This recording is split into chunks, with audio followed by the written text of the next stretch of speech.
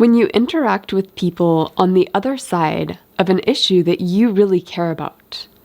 Why do they not seem to respond to evidence that you present? And I think one of the things here is going to have to do with what I will call the straw man mythology. And a straw man in an argument, like a one-off straw man, is kind of where somebody is arguing with you on that side, and they make up some really stupid, immoral, ridiculous argument on your side. And they sort of build up this straw man, and that they completely destroy that straw man in an argument, and they kind of gloat about how right they are and how wrong that straw man of your argument is. That is a straw man argument in, say, a one-on-one conversation.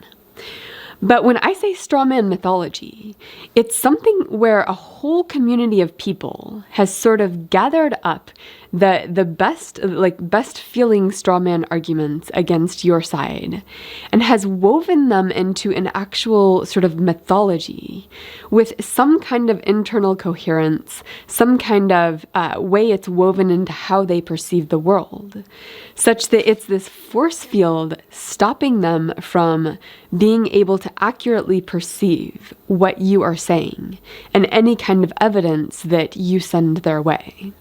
That's what I'm talking about when I talk about straw man mythologies. And I think understanding this concept will help us understand why people's realities are drifting further and further apart from each other over time.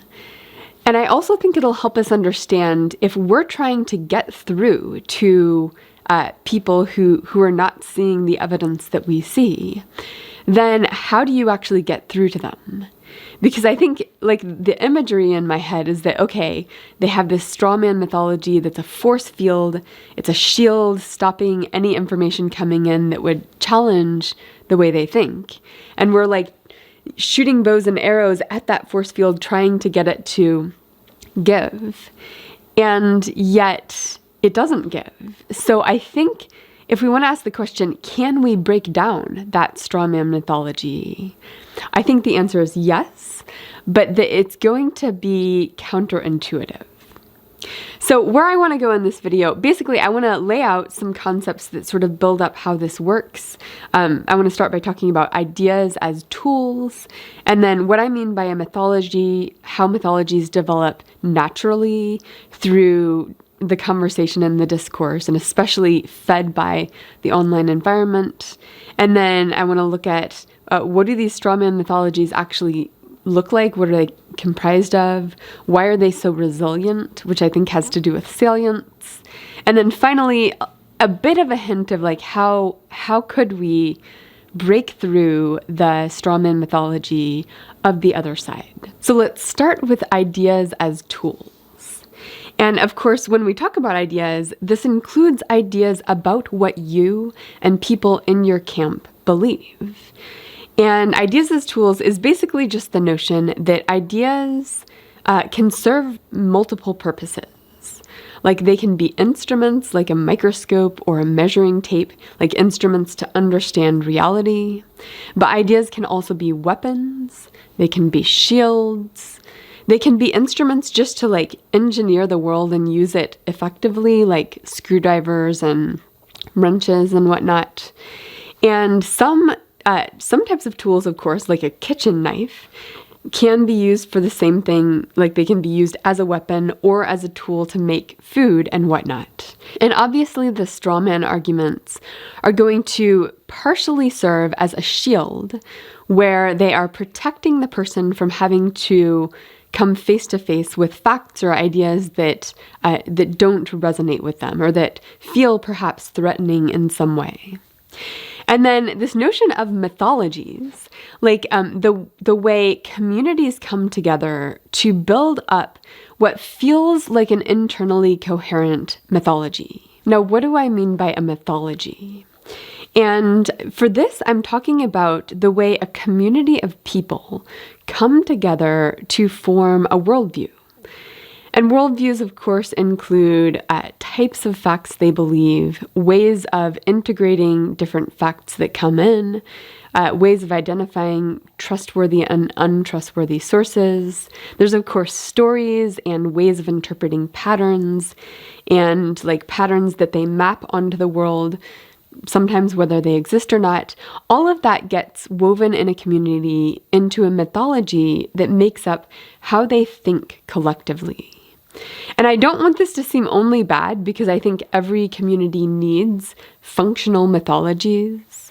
It can just become a problem, of course, when you have different communities with different mythologies that are not able to communicate across difference. And one thing about mythologies is that they feel internally coherent. Like the whole system of thought that's developed feels right and well-adjusted from the inside, even if from the outside it seems like there's all these holes and inconsistencies. And I think that's true of most, in fact, I would go so far as to say all mythologies which develop within a group. And I do think there is an evolutionary nature to how these mythologies evolve. So if we think about you coming in with your bow and arrow and trying to pierce their straw man mythology of what your group believes with a fact that sort of gets at the core of what you actually believe, how do they, as a community, come together to resist that fact? And if you think about the gut, and of course I ascribe to the gut theory of game theory, where a lot of it sort of starts in the gut. Is there a positive or negative reaction?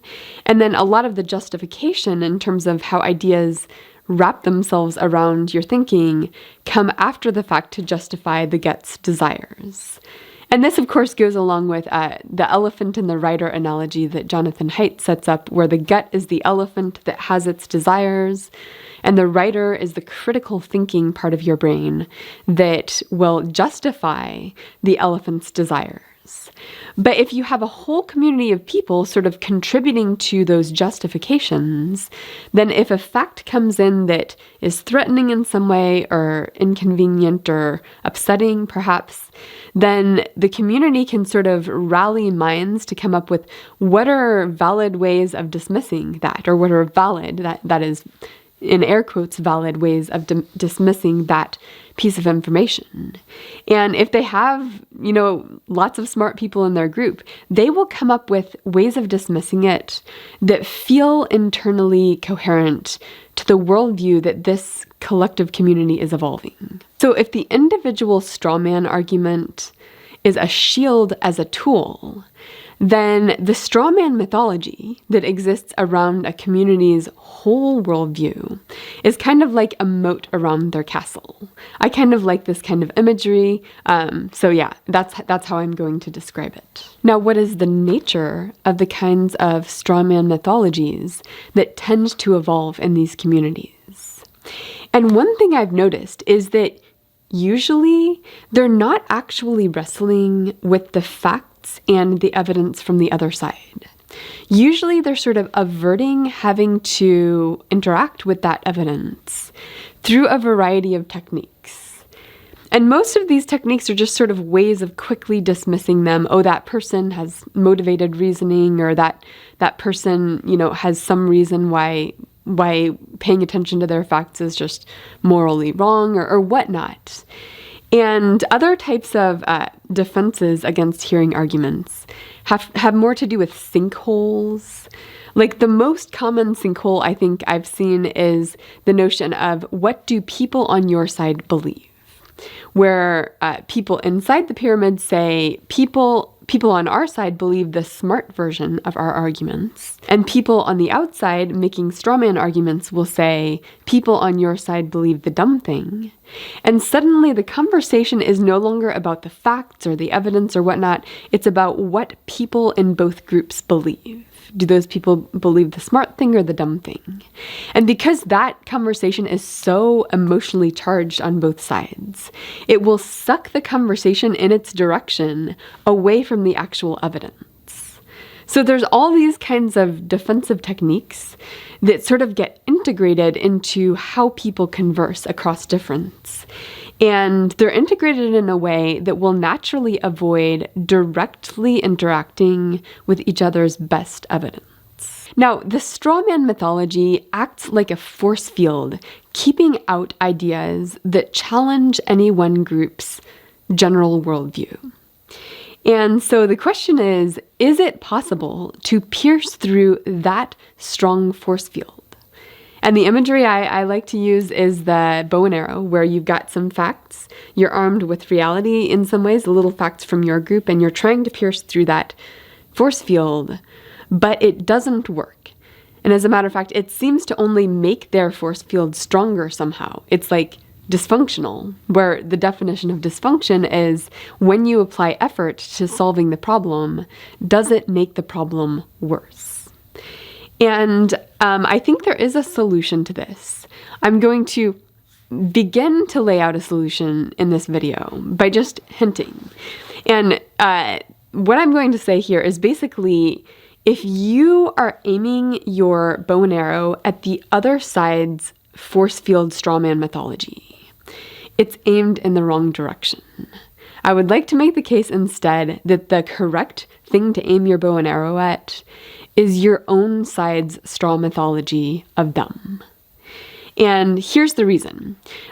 Groups are completely unaware of their own side's mythology. So most people believe they do not have a mythology inside a group that they're developing their sense-making with. But I think about it this way. When people try to convince me of something on their side, but they demonstrate that they have these strawman mythologies built up about this thing I care about, I do not trust that person at all. And that lack of trust based on their strawman mythology of what I believe, I think there's actually a rational basis for that. Like, I think the fear that somebody who has a strawman mythology of the things I care about, if that person gets in power, these things I care about will never be addressed. So they have demonstrated themselves to be hostile to the problems with the world I see most urgently. And to build trust, enough trust for people to hear each other's valid points, you first have to be able to break down your own straw mythology of the other. That's like the first step toward building trust. And this notion of pointing your bow and arrow at your own side's force field against hearing the other side, I think that's worth it for a couple of reasons. And one of them is that I don't think it's usually a zero-sum game between you and them. Now, there can be cases where it is a zero-sum game, and I'll probably talk about that in another video. But I think people need to realize, wait a second, different groups see different problems with the world, and there could be a way different groups collaborate to address the many different problems as the opposite of a zero-sum game. And then the other reason I think it's worthwhile to try to break down your own side's straw mythology of the other is because it's something that individual people can actually make good progress with. Like, a lot of the frustration people feel is this powerlessness that they can't actually make any headway on these deep problems they care about in the world.